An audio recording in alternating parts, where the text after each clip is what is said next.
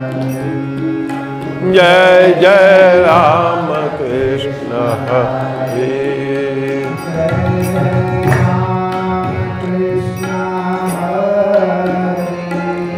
राम कृष्ण हरे राम कृष्ण हरे राम कृष्ण हरे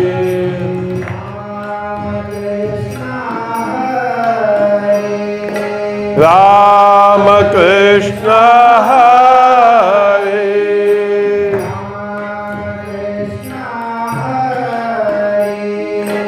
राम कृष्ण राम कृष्ण हरे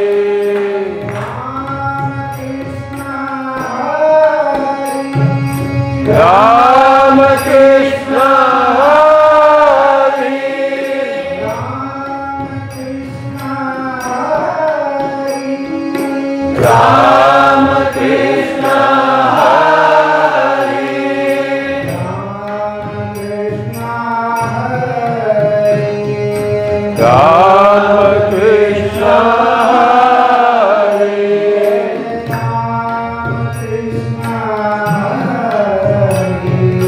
राम कृष्ण हरे जय जय राम कृष्ण हरे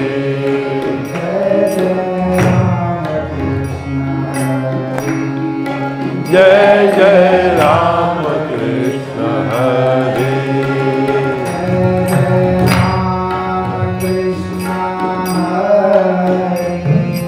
राम कृष्ण हरे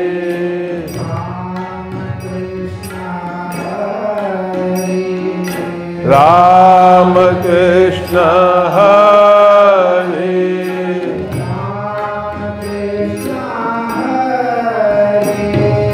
राम कृष्ण हरे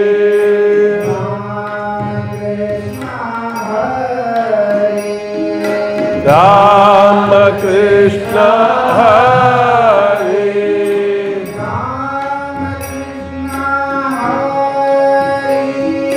राम कृष्ण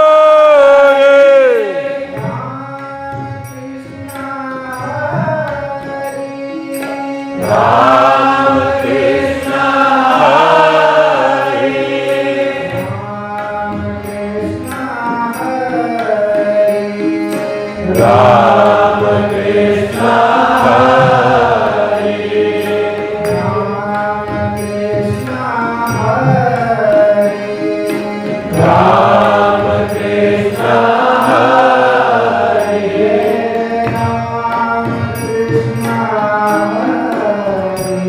राम कृष्ण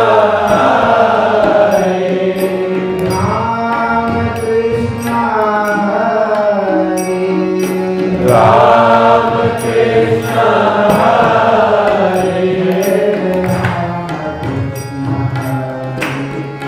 जय जय राम कृष्ण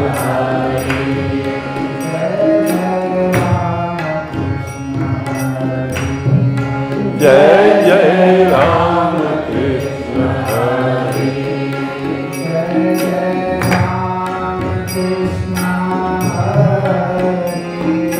राम कृष्ण हरे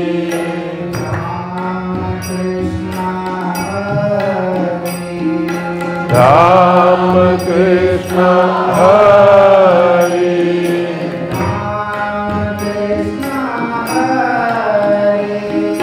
Ram Krishna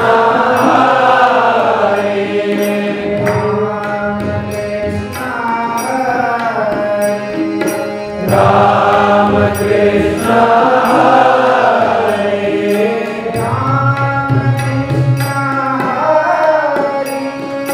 Ram Krishna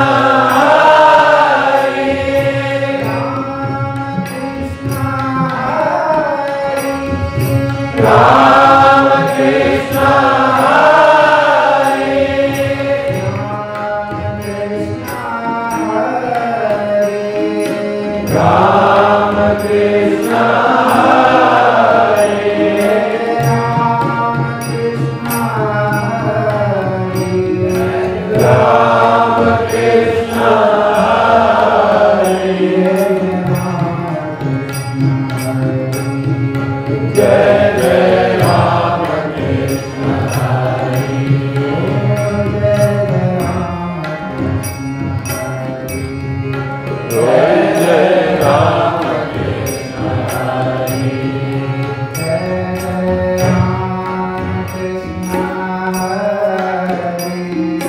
Ram Krishna Hare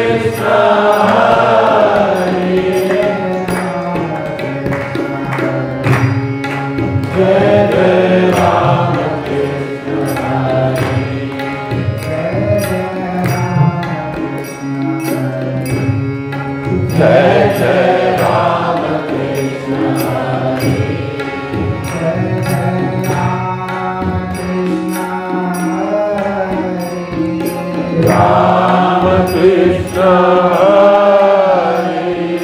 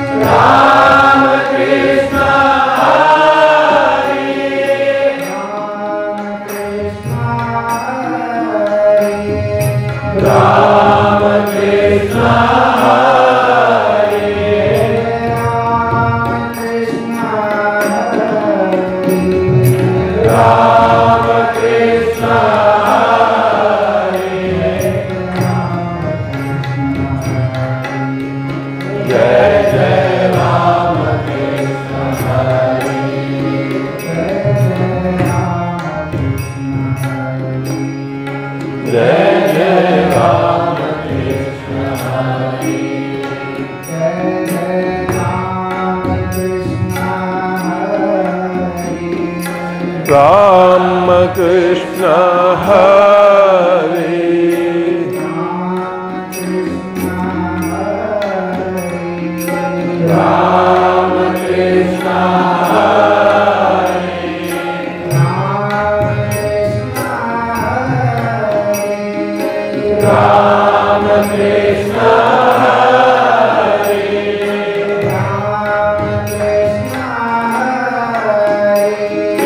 Ram Krishna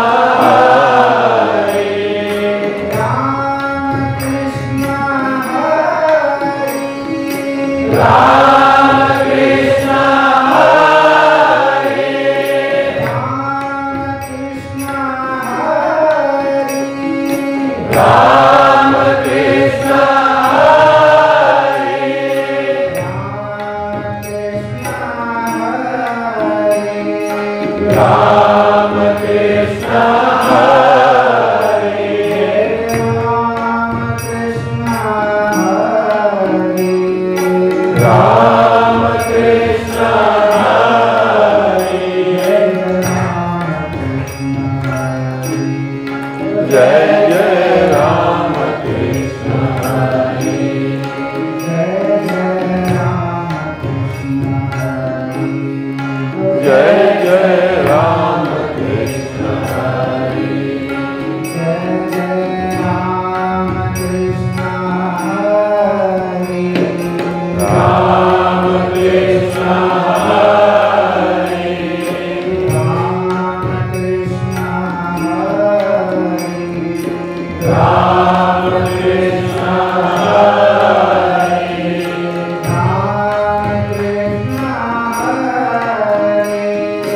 Ram Krishna Hare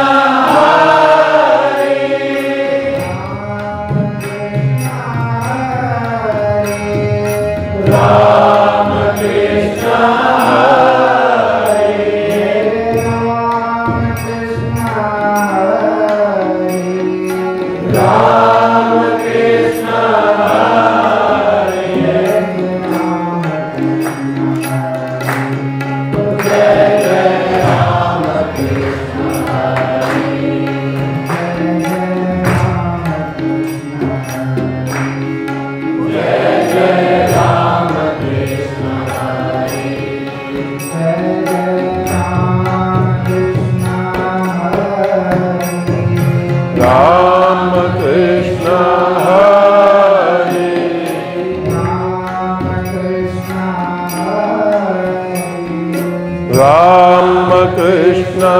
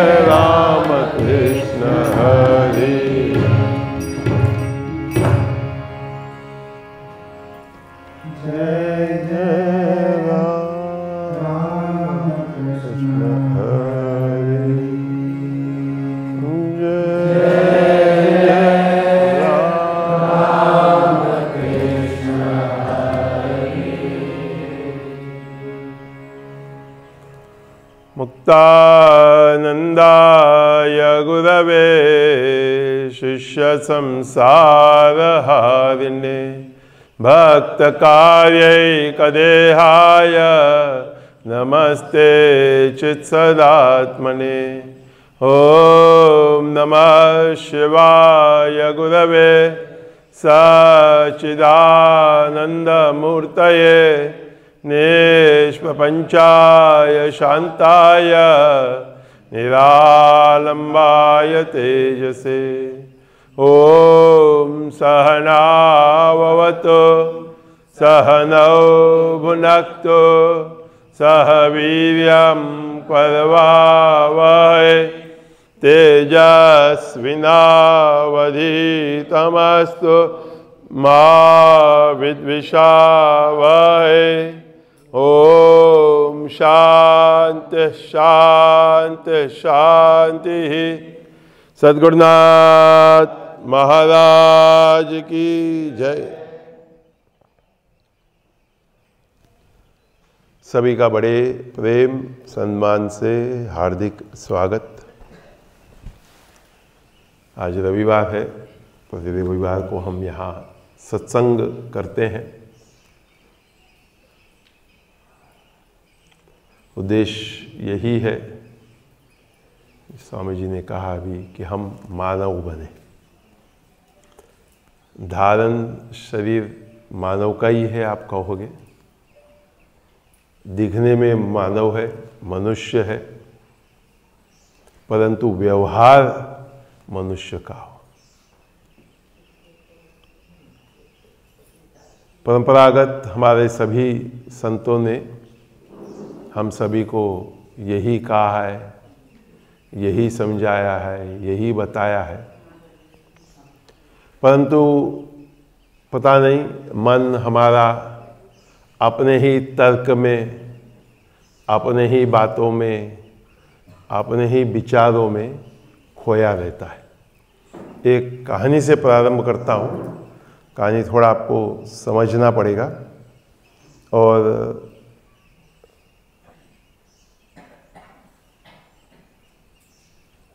सुनना पड़ेगा। हम सब जाते हैं संत के पास और हम सब चाहते हैं कि बस संत कर दे काम और हो जाए काम।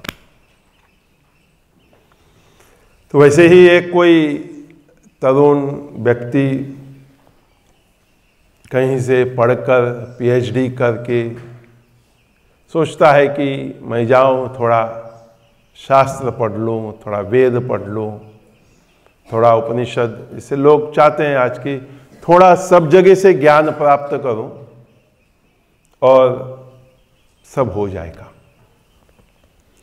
तो कहीं महापुरुष के पास वो पहुंचता है तो महापुरुष उसको पूछते क्या संस्कृत आता है? तो बोले नहीं, संस्कृत तो नहीं आता है। तो बोले कि कोई भारतीय दर्शन शास्त्र का अध्ययन किया है? तो बोले वो भी नहीं किया है। सुकरात के तर्क का, सोक्रेटिस लॉजिक का पीएचडी करके आया हूं मैं, तो अभी बस थोड़ा सा वेद और उपनिषद का ज्ञान हो जाएगा तो मेरा पूरा हो जाएगा। आते हैं, कईयों को लगता होगा आते हैं, नहीं आते, पूछो आचार्य लोग से भी आते हैं कि आप बस मुझे संस्कृत कब पढ़ा दोगे? आप थोड़े से बस थोड़े मंत्र पढ़ा दो। तो गुरु कहते हैं कि मुझे नहीं लगता है कि तुम वेद पढ़ने के लिए तैयार हो।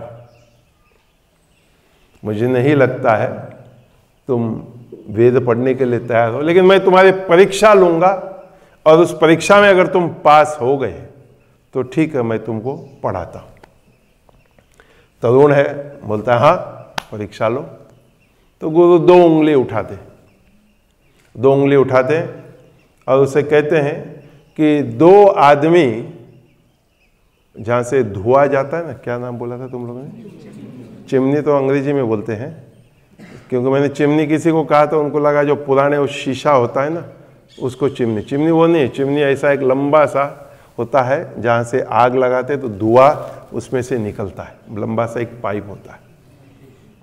तो गुरु संत उससे पूछते हैं कि दो लोग आते हैं उस चिमनी में से, एक का मुंह काला होता है और एक का मुंह काला नहीं होता है। तो तरुण पूछता है ये कोई परीक्षा है, ये कोई तर्क की बात है? तो गुरु बोलते हैं हाँ। तो गुरु बोलते हैं कि मुंह कौन धोता है? एक का गंदा है, एक का साफ है, तो दोनों में से मुंह कौन धोता है? तो तरुण कहता है कि अवश्य में भी जिसका मुंह गंदा है वो मुंह धोता है। गुरु कहते बात गलत है तुम्हारा, बात गलत है, क्योंकि जिसका मुंह साफ है ना वो अपना मुंह धोता है। क्यों? क्योंकि उसका मुंह गंदा दिखता है, उसका मुंह गंदा दिखता है तो उसको लगता है कि मेरा मुंह भी गंदा होगा, तो अपना मुंह देखता है। तो बोलता है हाँ हाँ चतुर हो, गुरु को बोलता है चेला, शाणे हो, होशियार हो, जैसे भी हम लोग बोलते परीक्षा दो, फिर से दो, फिर से कोशिश करो। गुरु फिर से 2 उंगली उठाते हैं और कहते कि 2 व्यक्ति चिमनी में से आते हैं, एक का मुख साफ है, एक का मुख गंदा है, किसका मुंह कौन मुख धोता है? शिष्य कहता है बात तो हो गई है, ये बात तुम पुनः वही बात क्यों करते हो कि जिसका मुंह साफ है वो मुंह धो रहा है? गुरु कहते नहीं गलत है, तुम थोड़ा अभी सोचो, थोड़ा विचार करो। जिसका मुंह गंदा है, जिसका मुंह गंदा है वो देखता है जिसका मुंह साफ है उसको, और वो सोचता है कि उसका मुंह साफ है। जिसका मुंह गंदा है तो जिसका मुंह साफ है वो गंदे वाले को देखता है और वो सोचता है कि मेरा मुंह गंदा है, और वो साफ मुंह वाला अपना मुख धोता है। गंदे वाला सोचता है कि अगर वो मुख धो रहा है तो मैं भी अपना मुख धो लेता हूँ। पहले में तो एक का ही हुआ, अभी दोनों का हुआ। तो शिष्य बोलता है ये भी हाँ बात तो है, मैंने ये सोचा नहीं। तो गुरु पुनः दोनों उंगली उठाते हैं, दोनों वही बोलते हैं कि 2 चिमनी से आए, किसने मुंह धोया? चला भी होशियार हो गया, बोले दोनों ने मुख धो दिया, दोनों ने मुख धो दिया। गुरु बोलते हैं नहीं गलत, क्योंकि तुम जरा सोचो तो सही कि जिसका मुंह गंदा है वो साफ वाले को देखता है, जिसका मुंह गंदा है वो साफ वाले को देखता है, और जो साफ वाले को देखता है तो उसको लगता है कि मेरा मुंह साफ है।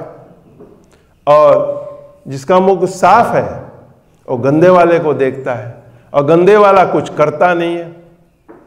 जिसका मुंह गंदा है वो कुछ करता नहीं है, तो वो दूसरा भी कुछ करता नहीं। समझ रहे हो आप लोग बात? खो गए मुझे लगता है, आपको कथा पढ़ना पड़ेगा।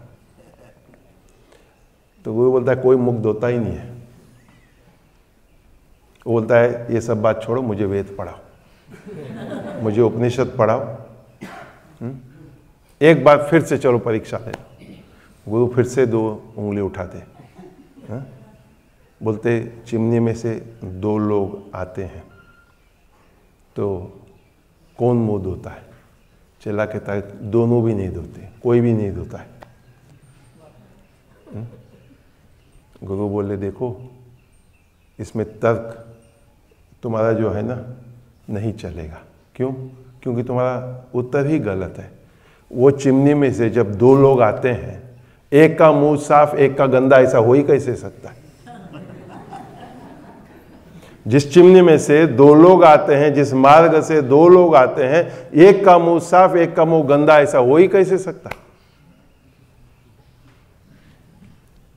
किसी ने सोचा इस बात को? क्योंकि सब उसी में उलझ गए ना, कौन मुख धो रहा है, किसका मुख गंदा है, किसका मुख साफ है, साफ वाला धो रहा है गंदे वाला धो रहा है, ये हमने सोचा ही नहीं। तो गुरु से कहते हैं देखो सारे प्रश्न मूर्खता है, कोई प्रश्न में तथ्य नहीं है, और जो भी उत्तर दोगे वो उत्तर भी वैसे ही अपनी हमारी अज्ञानता से मूर्खता से हम ये बातें करेंगे ना। अधिकांश आप संवाद देखो किसी के साथ भी तर्क से ही चलता है, कोई सुनने के लिए सुनता नहीं, कोई समझने के लिए समझता नहीं। अपना अपना अपना तर्क हम चलाना चाहते हैं। इस अप्रैल में मुझे इस कार्य को करते 43 वर्ष हो जाएंगे, यानी 43 ईयर्स। 15 वर्ष की आयु से थोड़े महीने प्रारंभ किया, करते करते करते टिका हुआ हूँ। ये मैं अपने आप को वाह वाह करता हूँ। 43 वर्ष टिका हुआ हूँ और 43 वर्षों से ये सब पढ़ते, आप लोगों को सुनते, आप लोगों के साथ रहते रहते रहते अपने आप आनंद लेता हूँ अपना। शास्त्रों ने यही सिखाया है, न मुझे किसी का मुख धोना है, न मुझे अपना मुख धोना है, न किसी का मुंह देखना है, न अपना देखना है। क्योंकि ये सब तो बस क्या है, ये सब यहीं राख हो जाएगा। अभी विवाह का चर्चा कर रहे हैं कि अंतिम यात्रा होगी, कहाँ ले जाएंगे। हालांकि बहुत सारे परिवार वाले तो बोलते हैं डॉक्टर के पास ले जाओ, कटवाओ, ये करो वो करो, लेकिन कटवा के हम करेंगे क्या? 3 महीना मिलेगा, 6 महीना मिलेगा, साल मिलेगा, 2 साल मिलेगा, लेकिन जिस दिन मृत्यु हमारे सामने आएगा हम उसको क्या बोलेंगे? रुक जा भाई, डॉक्टर अभी इंजेक्शन दे रहा है। जैसे इंजेक्शन लग जाएगा फिर हम देखेंगे। कर्म की ओर हम कोई दृष्टि नहीं डालते हैं, कर्म की ओर कोई दृष्टि नहीं डालते कि मेरे कर्म को मुझे कैसे बदलना है, मुझे अपने आप को कैसे, मुझे अपने आप में कैसे परिवर्तन लाना है। इसकी चर्चा मैं मानता हूं कि नहीं होती है। मैं जो हूं, जैसा हूं वैसे ही रहूंगा। 43 वर्षों में इतना तो मैं समझ गया कि बदलना है मुझे अपने आप को और किसी को नहीं, और किसी को न बदल सकता हूं। मैं कभी कभी भगवान नित्यानंद जी के बारे में जब चर्चा विचार करता हूं तो मैं सोचता हूं क्यों वो मौन हो गए। 1936 में जब वो गणेशपुरी आए, उसके पहले कहते हैं कि चिदाकाश गीता है, उसके पहले क्या सारी बातें हुई होंगी पता नहीं हमको, लेकिन 1936 में जब गणेशपुरी आए उसके बाद उनका बोलना बंद हो गया। तो मैं ऐसा सोचता हूं कि शायद उनको भी लगा कि किसको बोलो, के ही समझाऊं सब जग अंधा, एक दुई हुई तो, एक दुई हुई तो उन्हें समझाऊं, मैं के ही समझाऊं सब जग अंधा। कबीर साहब का भजन शायद उन्होंने पढ़ा होगा। किस किस को समझाऊं, सुनने को तो कोई तैयार नहीं है। भगवान ने क्या सारी बातें बोली होंगी चिदाकाश गीता में, पढ़ते हैं हम, आज हम वाह वाह करते हैं, लेकिन क्या बोलते हो तो अपने को समझ ही नहीं आता। हम बोलते वो उनकी स्थिति है कि नहीं। 1-2 हुए तो उनसे तो बात हम कर भी सकते हैं, लेकिन सब जग अंधा। इस भजन के साथ हमेशा ही अकबर और बीरबल का एक सरल, बहुत सरल कहानी है कि जब बीरबल से अकबर पूछते हैं कि हमारे यहाँ कितने मूर्ख हैं, हमारे राज्य में कितने मूर्ख है, तो बीरबल कहता है कि सारे मूर्ख हैं। अकबर को आता है गुस्सा, बादशाह हूं मैं, बादशाह से तुम कहते हो कि सारे मूर्ख हैं? हाँ बोले सारे मूर्ख हैं। तो बोले बताओ, मतलब एक सबूत तो बताओ। तो बीरबल कहते ठीक है महाराज, 1 महीने का समय दो। 1 महीने का समय, तो बीरबल जाकर बाजार में बैठ जाते हैं, एक कपड़ा सुई धागा लेकर। हर जो व्यक्ति वहां से गुजरता है वो देखता है। बोले बीरबल क्या कर रहे हो? तो बीरबल बोलते हैं अपने साथी को नाम लिख ले इसका। महीने भर में राजा तक, बादशाह तक बात पहुंचती है कि बीरबल बाजार में बैठे कर रहा है। तो बादशाह भी वहां आते हैं। बोले क्या कर रहे हो बीरबल? बोले इनका भी नाम लिख ले। सब जग अंधा। हम भी अधिकांश यही करते हैं ना जीवन में। अच्छा आप खाना खा रहे हो? नहीं, प्लेट लेके बैठा हूं। अच्छा आप चल रहे हो? नहीं, बस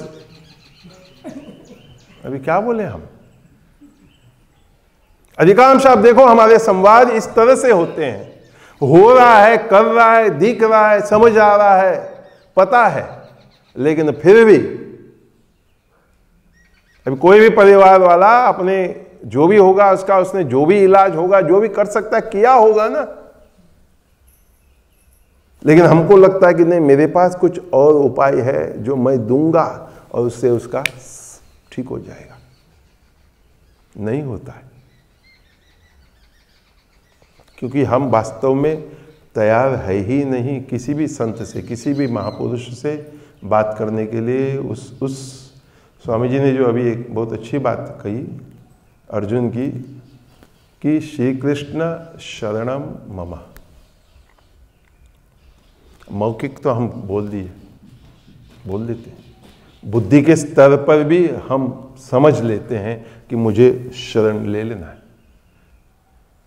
केवल आप जब प्रणाम करते हो ना, मैं ये बात पहले भी कह चुका हूं, आप जब प्रणाम करते हो तब आप देखिए आपके मन में शरण की कितनी भाव आती है। कितनों को तो प्रणाम करना ही कठिन लगता है। कोई कहता है कि मेरा जीन्स टाइट है, कोई कहता है मेरा शर्ट या ब्लाउज टाइट है, कोई कहता है कि मैंने कपड़े प्रणाम के नहीं पहने हुए। देखिए क्या बहाना।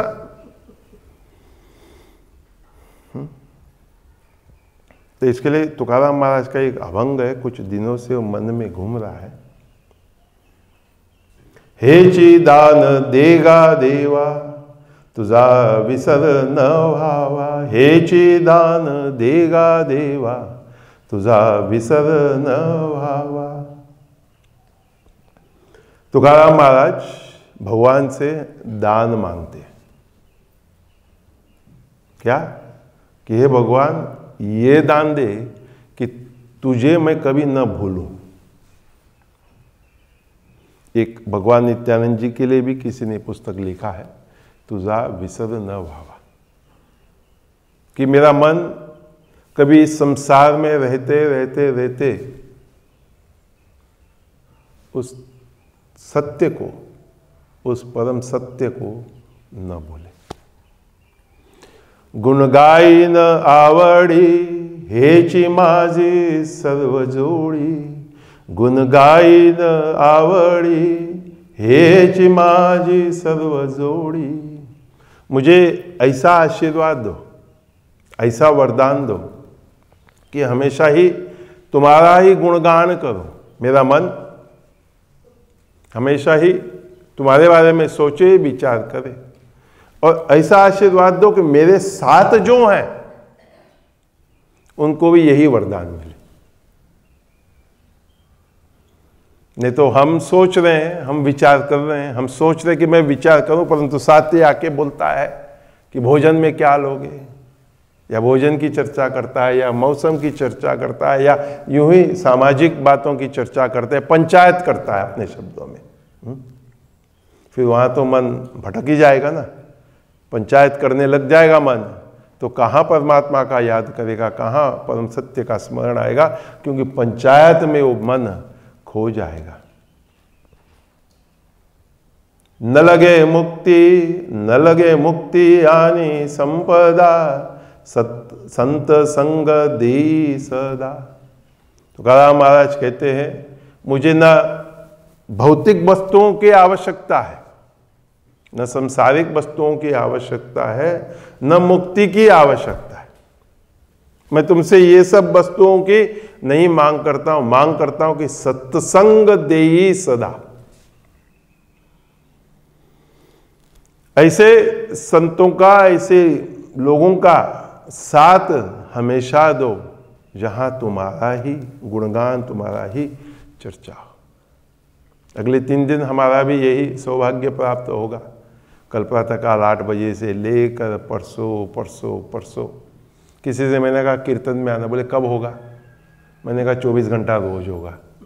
अच्छा, बोले कभी भी आए? मैंने कहा अवश्य आए, क्योंकि व्यक्ति को ये समझ ही नहीं आता कि 24 घंटा कैसे होगा, 24 घंटा कीर्तन कैसे करूँगा।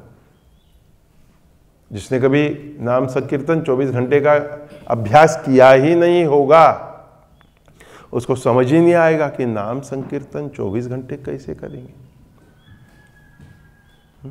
सोचिए, विचार कीजिए आप। बाबा जी एक बहुत विनोदात्मक तुकाराम महाराज की कहानी कहा करते थे कि तुकाराम महाराज ने भी ऐसे कहीं सप्ताह लगाया, एक एक करके सारे जाने लगे। एक पद महाराज बाबा ही बैठे रहे, तो उनको लगा ये क्यों बैठा हुआ है तो उतने में उनको लगा कि शायद जिस दरी पे मैं नाच रहा हूँ, भजन कर रहा हूँ, वो दरी उसका होगा। तो वो कूदे, वो जैसे कूदे तो उसने दरी खींच लिया और वो चल पड़ा। तुकाराम महाराज खूब ही हंस पड़े कि वो व्यक्ति एक जो बचा था, बचा इसके लिए था क्योंकि उसकी दरी थी, वो दरी लेकर जैसे उसको मिल गया तो वो भी चल पड़ा। तो इसके लिए तुका मणे गर्भवासी सुखे गालावे आमासी। तुकाम ऐसे प्रार्थना करते हैं कि जब जब मैं गर्भ में आऊं, यानी जब जब पुनः जन्म हो मेरा, कि हमेशा ही यह सुख, भगवत नाम का, सत्संग का सुख, ये इसमें ही मैं रहूं, इसी में से ही मेरा जीवन पसार हो, ऐसे तुकाराम महाराज की प्रार्थना। बहुत सरल यह अभंग, परंतु इस सरल अभंग में मैं मानता हूँ तुकाराम महाराज जी ने जो एक प्रार्थना, एक दान, एक वरदान भगवान से मांगा है, हम सब यदि अपने जीवन में इस बात को, इन बातों को अपनाते हैं कि बस मेरा मन उस परम सत्य में लगा रहे, तर्क में न पड़े, व्यर्थ की बातों में न पड़े, व्यर्थ की चर्चाओं में न पड़े, क्योंकि ये सारा जो है यहीं रह जाएगा मेरे साथ, कुछ नहीं इस सब में से, परंतु ये जो सत्य सत्संग के कुछ भी जो प्राप्ति मुझे अपने जीवन में मैं करूँगा, वही बस मेरे साथ जाएगा। तो मैं मानता हूँ कि हमारा भी सौभाग्य है कि अनायास अगले ये त्रिदिवस महाशिवरात्रि के उपलक्ष्य में हम लोग संकीर्तन करेंगे। प्रार्थना यही है, जैसे अभी हमने प्रेम से गाया, वैसे ही आप प्रेम से गाओ। मन की चंचलता का जो दर्शन मत कराओ, क्योंकि हम यही चाहते कि ओम नमो गति देना, ओम नमो गति देना, ओम नमो गति, उसमें कुछ नहीं होगा। वो तो वही होगी ना कड़वी चाय, जिसको कितना भी चीनी डालो मीठा नहीं होगा। तो ऐसे ही कीर्तन ये एक आ जाना चाहिए कि वो बस अपने आप से प्रेम से चलता रहे। एक व्यक्ति गाए, दूसरा गाए, तीसरा गाए, और वही बस मिठास, वही तरंग, वही दिव्यता इस हॉल में बना रहे। लेकिन इसके लिए हम सबको मिलकर करना पड़ेगा, क्योंकि एकाध व्यक्ति भी, चाहे वो ढोलक वाला हो, चाहे वो गाने वाला हो, चाहे वो ताली बजाने वाले को एकदम से झटका आ जाए, क्रिया बोलते थे हम बाबा जी के समय में इसको, एकदम से उसको झटका आ जाए तो कीर्तन वो फिर कहाँ का कहाँ पहुँच जाता है। अब बाबा जी के टेप में सुनोगे तो वो बहुत बोलते थे राम राम राम मत करो, कृष्ण कृष्ण कृष्ण मत करो, मरा मरा मरा मत करो। प्रेम से गाओ, धीरे से गाओ, अच्छे से गाओ, चिल्लाओ भी मत और चुप भी मत रहो। जैसे प्रेम से हम संवाद करते हैं वैसे कीर्तन करो। प्रथम बार शायद ऐसे मानता हूँ कि हम 24 घंटे का त्रिदिवस, ऐसे तो हमने किया है, परंतु 8 घंटा 12 घंटा किया है, परंतु 24 घंटा 3 दिन लगातार शांति मंदिर मगोद में प्रथम बार करने जा रहे हैं। इसके लिए हमको सबको मिलकर बारी बारी से जब जब शरीर विश्राम चाहे विश्राम करे, और जब जब हम बैठ सके कीर्तन कर सके, और सबसे जो सुख और शांति और विश्राम नाम संकीर्तन में मिलता है। भले आप आकर केवल बैठो और सुनो, और पता नहीं कितना सारा दुख हमने अपने अंदर में भर रखा है। हालांकि मैं मुस्कुराता हुआ प्रसन्न खुश लग रहा हूँ, परंतु मेरे अंदर में कितनी बातें, और बस वो एक छोटा सा पिन दबाने की ज़रूरत है। जैसे पस होता है ना, पस को थोड़ा सा पिन लगा दो तो पस कितना निकलता है। वैसा ही दुख है। हर एक व्यक्ति को लगता है मुझे कोई दुख नहीं है। आप किसी से भी पूछो, वो बोलेगा देखो मैं सुख हूँ, मेरे मित्र हैं उनसे पूछो, लेकिन कभी उसको एकांत में पूछो आप, कि तेरा दुख क्या है। वो बोलेगा वैसे तो मैं किसी को बताता नहीं हूँ, लेकिन आपने पूछा है तो आपको मैं व्यक्त करता हूँ। फिर वो जैसे व्यक्त करने लगता है, फिर आपको लगता है कि मैंने पिन मारा ही क्यों। हाँ? क्योंकि देखो, एक बात सुना है मैंने पहले, एक चुटकुला सुना दो आप किसी को, एक चुटकुला, एक जोक सुना दो, एक बार हंस देगा, हाँ अरे क्या बात है। दूसरी बार आप तुरंत सुना दो, वो बोलेगा, जैसे था ना विद्यार्थी, गुरु को अभी तो तुमने प्रश्न किया, अभी तो सुना है। तीसरी बार सुना दो, हंसेगा ही नहीं। लेकिन वो दुख की बातें जितनी बार भी करेगा,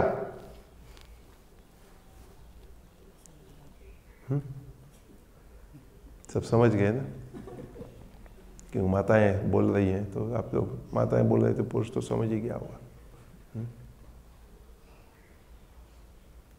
दुख की बात व्यक्ति जितनी भी बार करता है, उतनी बार वो रोता है, उतनी बार वो दुख मनाता है। ये सबसे हमको परे उठना पड़ेगा। और परे उठना आसान नहीं है तो मैं कहूँगा, लेकिन उठना पड़ेगा। तभी जाकर ये सारी बातें इन संतों की हमको समझ आएगी। और स्वामी जी क्या बोले, हम सब लगे हैं, कुछ तो पूछ रहे थे ना आप लोग को, सच बोलो।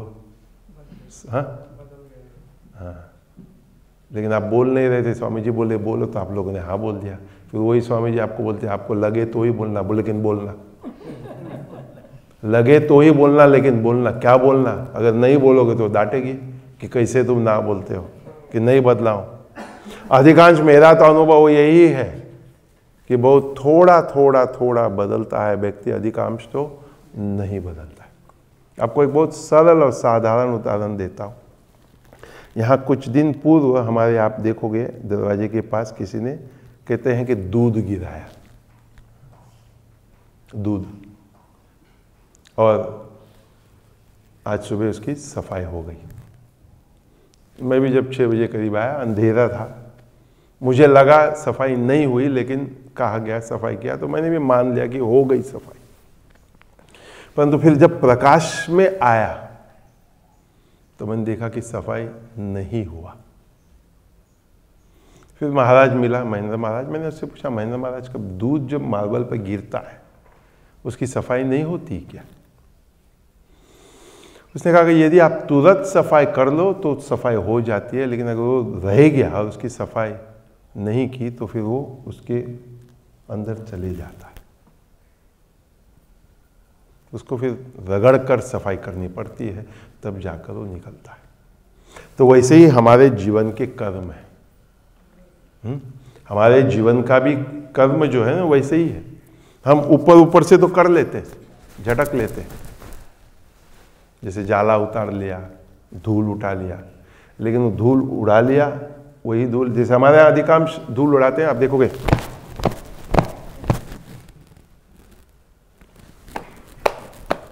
मैं हमेशा सबको कहता हूँ, ये क्या कर रहे हो तुम, तो खाली धूल उड़ा रहे हो, धूल की सफाई थोड़ी हो रही है इसमें। अब उस धूल को उड़ा रहे हो, वही धूल फिर उठ कर आकर इस पर वापस बैठ जाएगा, क्योंकि आप तकिए को वहाँ से हटाते तो नहीं हो, वस्तु को वहाँ से हटाते नहीं हो। अब बस, अब देखो अधिकांश भारत में सफाई इस तरह से होती है। हम अपने आप को भी ऐसे ही करते हैं ना। वो धूल कहीं नहीं जाता है, वो धूल उड़कर फिर आकर वहीं बैठ जाता है। संत महापुरुष के पास भी जाकर हम कुछ इसी तरह का कर्म कर बैठते, उस कर्म की हम सफाई नहीं करते। सफाई तब होगी जब हम इसको ऐसे करेंगे, कपड़े को गीला करेंगे, उस कपड़े को गीला करेंगे, उस गीले कपड़े में वो धूल आ जाएगा। ये सारी बहुत सूक्ष्म बातें हैं। इन सूक्ष्म बातों को हमको समझना पड़ेगा, समझकर पचाना पड़ेगा, पचाकर जीवन में उतारना पड़ेगा, जीना पड़ेगा, तब जाकर ये सारे बात हमारे लिए सत्य होंगे। नहीं तो बाबा जी के कहे हुए, अवधूत नित्यानंद जी की कहे हुए, पुस्तक में लिखी हुई, कहीं सुनी हुई बात, कहीं पढ़ी हुई बात हम भी बोल देंगे। न हमारे लिए सत्य होगा, न सामने वाले के लिए सत्य होगा, न अन्यों के लिए सत्य होगा। कथा बहुत बढ़िया हो गई, तालियां बढ़िया अच्छी बजेगी, सब कुछ हो जाएगा, परंतु हम जैसे थे वैसे ही रहेंगे। फिर जो अन्य लोग आएंगे वो पूछेंगे भाई सत्संग का कुछ हुआ नहीं, लाभ प्राप्त कुछ हुआ नहीं। दोष किसको लगाएंगे हम कि बाबा जी में कुछ त्रुटि होगी, बाबा जी ने कुछ कृपा में कमी कर दी होगी। तुकाराम महाराज बोलेंगे ना, हे चे दान देगा देवा तुझा विसरना वावा। भगवान से मैंने कहा था कि तू ऐसा दान दे कि मैं भूलूँ ना कभी। भगवान ने वो दान दिया ही नहीं। मैंने कुछ किया नहीं वो तो मैं नहीं बोलूँगा। मैंने भजन नहीं किया, मैंने सत्संग नहीं किया, मैंने साधना नहीं किया, मैंने संतों का संगति नहीं किया, उसकी मैं कभी चर्चा नहीं करूँगा। मैं कहूँगा कि भगवान ने मेरा वरदान दिया ही नहीं, इसके लिए भगवान से मेरी कट्टी। और कितना जीवन ऐसे निकल जाता है हमारा, कट्टी कट्टी कट्टी करते हुए, फिर दोस्ती होती नहीं। अगर दोस्ती बना कर रखेंगे ना, जो भी महापुरुष होगा उससे हम दोस्ती, उसका हाथ पकड़ कर रखेंगे ना, फिर आप देखो। परंतु ये सब बातें समझने के लिए बहुत समय लगता है। इसकी सूक्ष्मता को जानने के लिए, मेरे अपनापन को छोड़ने के लिए, मेरे तर्क को छोड़ने के लिए, मेरा झगड़ाओं को, मेरे जो भी सब बातें उनको छोड़ते छोड़ते छोड़ते बहुत समय व्यतीत हो जाता है। शरीर जीर्ण होते जाता है, बुढ़ापा पास आते जाता है, जाने की तैयारी होती है, तब भी समझ नहीं आती। हम प्रार्थना यही करें, जैसे हमारे बाबा जी हमेशा हमको कहा करते, यावत स्वस्थमिदम कलैवरगुरम यावच्च जरा दूर। तो जब तक जरा यानी बुढ़ापा दूर है और इन शरीर में, इन इंद्रियों में शक्ति है, ताकत है, बल है, उस समय में समझने का प्रयास करो।